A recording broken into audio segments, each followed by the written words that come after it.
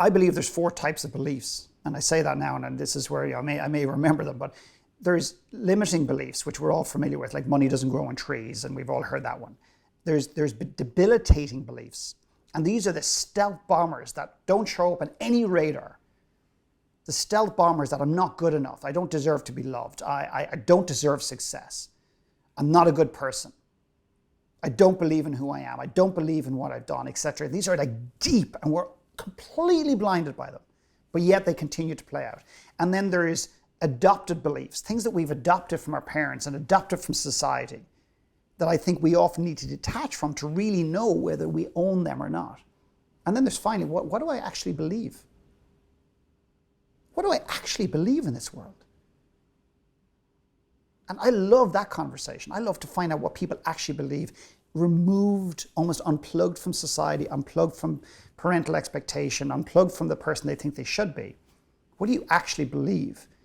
And from that place, the clarity in terms of what we should do and who we should become and who we should be every day starts to come. Right. There was a young man last night that said that one of the things that he thought about when you asked was that his parents only seemed to love him when he achieved something. And that resonated with everyone in the room. I got emotional, you got emotional, you get very emotional at these pieces. You get really invested in the people.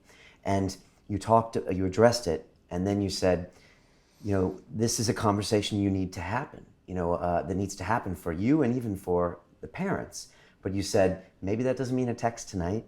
Maybe that means you need to go and be with this for a while, but it's something that needs to happen, for your own health and et cetera. And I was just wondering, what is like the next action step sometimes when you have people try to align themselves and have these realizations? And do you get people that make the phone call that night and divorce and all that? And when is the amount of time where you want to be with it and then kind of take an action?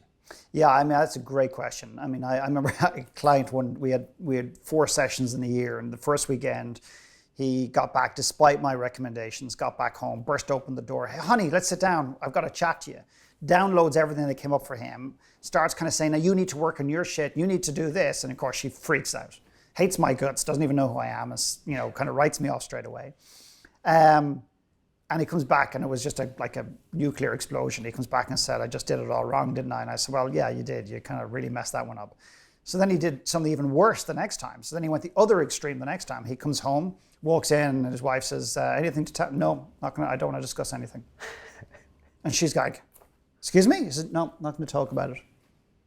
Let's just leave it for a week or two. She's freaking out. Because even worse, she's worried, then she's speculating, everything else.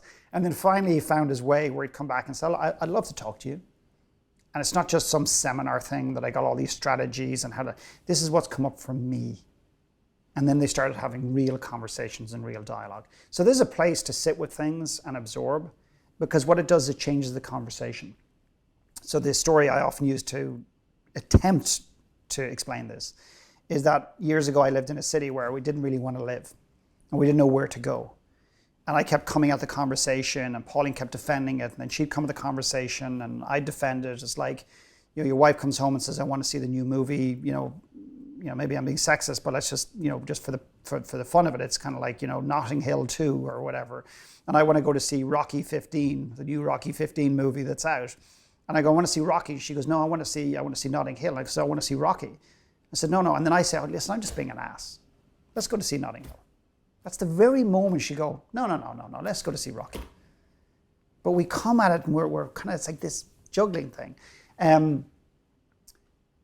So yeah, I think we need to sit with things to a point. And I remember, the conversation was, I was in the gym one day and this woman was on the running machine beside me, and I said, you keep pretty fit? And she goes, yeah. And she's like, I do a lot of walking. And I look behind me and there's like 4 foot of snow outside, and it was a Canadian city that we really loved the people, we just didn't like the city.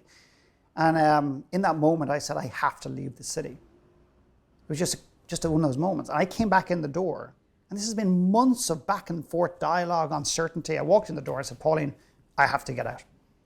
She looked at me and she says, okay. So when you sit with something and then you make a decision here, it becomes absolute, and everyone feels that from you. But if you're trying to manufacture it, you're in negotiations mode. Does that, I don't know if that attempts to speak to what you're talking about. Yeah. And then when you communicate that decision, if it's all heady, then it just sounds like a rationalization. And when it's here, people, you could say the same sentence like you said, but when people know that you feel it, then it can move mountains. Yeah, I believe that we would eradicate 95% of the world's communication issues if we stopped trying to communicate and just spoke our truth. Right. And that's the difference between this and this. Just speak your truth, your vulnerable truth, your authenticity. Just say what's on, not your mind. Tell me what's on your mind. I don't give a shit what's on your mind.